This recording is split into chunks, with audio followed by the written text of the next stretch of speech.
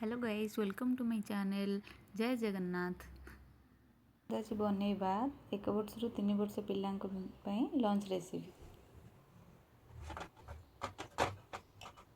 प्रथम किसी घी ऐड करने, तापर किसी जीरा, छोट छोट कटी रखि किसी पियाज को भल से फ्राए हो गला पर आम से किसी टमाटो ऐड करिया।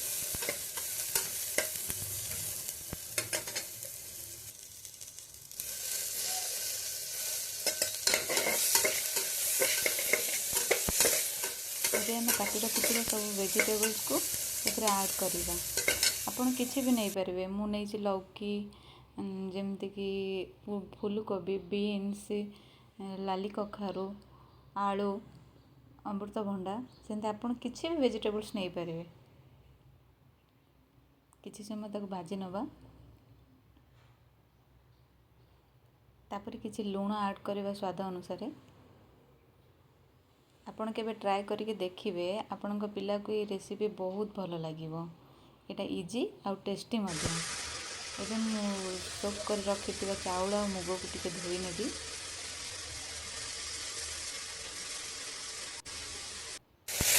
परिवा ऊपर ऐड कर टिके समय भाजी नेबी।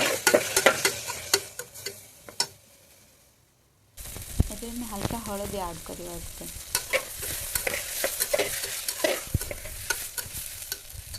बस कुकर ढक्कन एवं बंद करी 3टा सीटी मारिबा जाए वेट करेंगे। तापर गैस फ्लेम को बंद करदे।